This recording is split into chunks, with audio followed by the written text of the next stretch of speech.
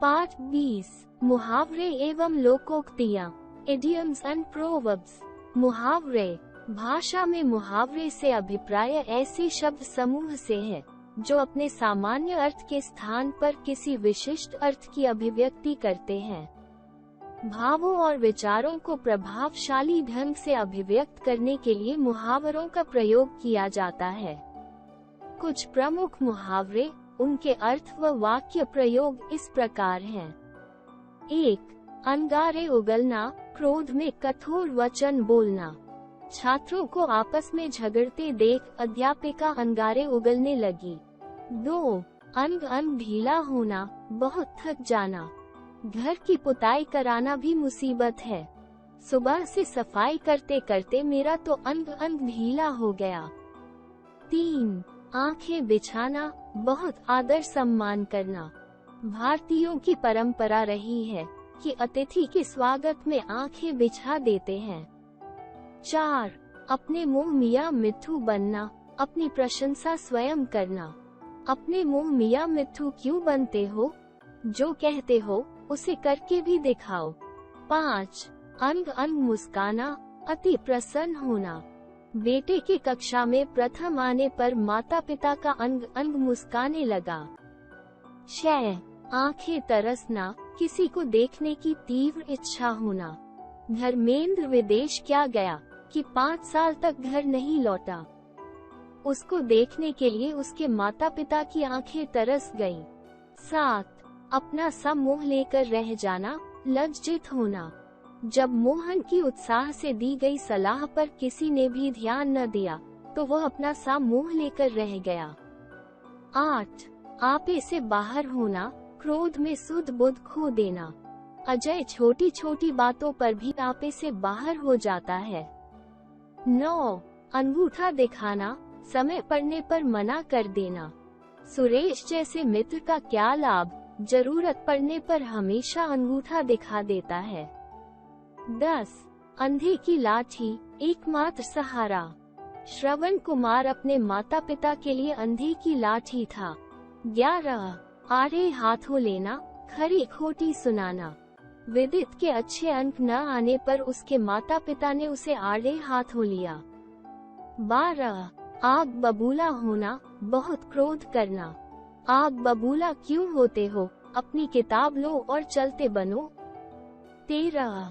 आस्तीन का सांप, कपटी मित्र। तुम जिस मित्र के लिए जान छिड़कते हो वह तो वास्तव में आस्तीन का सांप है। सबके सामने तुम्हारी निंदा करता फिरता है। 14. एक ही थैले के चट्टे बट्टे, एक जैसे। आजकल किस पर विश्वास किया जाए, सभी एक ही थैली के चट्टे बट्टे हैं। 15.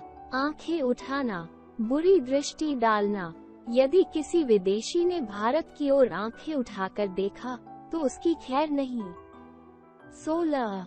कान कतरना, बढ़ चढ़कर बात करना। अंकित, तुम्हारी छोटी बहन कम नहीं, बड़ों बड़ों के कान कतरती है। 17. ईंट का जवाब पत्थर से देना, दुष्ट की दुष्टता से बढ़कर दुष्टता करना। यदि पाकिस्तान ने हमारे देश पर आक्रमण किया तो हम भी ईंट का जवाब पत्थर से देंगे। 18. खाक छानना, मारे मारे फिरना।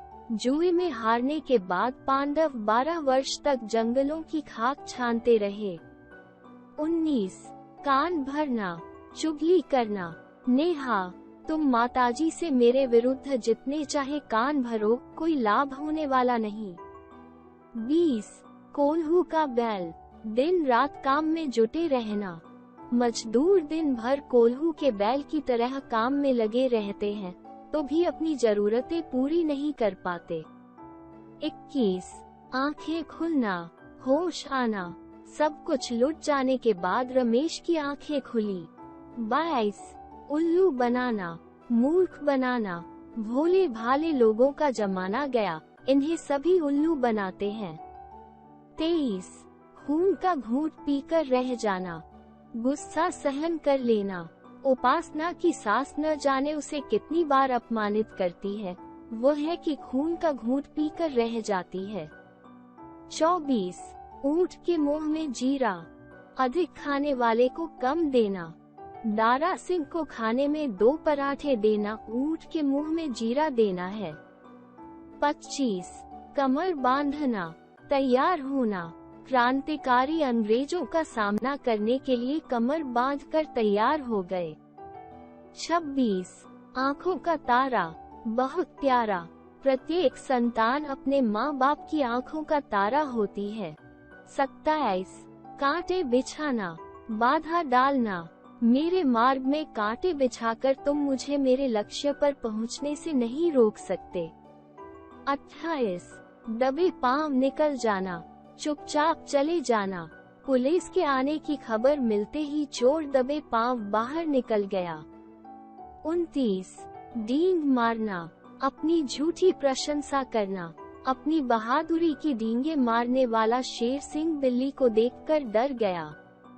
30 तलवे चाटना, चापलूसी करना। अपने अफसर के तलवे चाटने से कुछ नहीं होगा, काम करके दिखाओ। लोकोक्तियाँ, लोकोक्ति शब्द लोक और उक्ति शब्द मिलकर बना है, जिसका अर्थ है लोगों द्वारा कही गई उक्ति। जन साधारण की भाषा में इन्हें कहावतें भी कहा जाता है। ये स्वतंत्र वाक्य होती हैं, जिनका प्रयोग व्यंग्य करने, शिक्षा देने व चेतावनी देने के लिए भी किया जाता है। कुछ प्रमुख लोकोक्तियाँ, उनके अर्थ तथा वाक्य प्रयोग इस प्रकार हैं।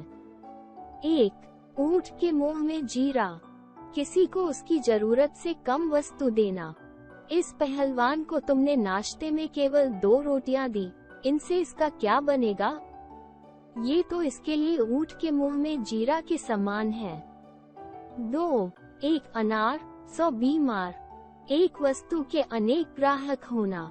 हमारे दफ्तर में चपरासी का एक स्थान खाली है, जिसके लिए लगभग 100 प्रार्थना पत्र आए हैं। इसे कहते हैं एक अनार 100 बीमार।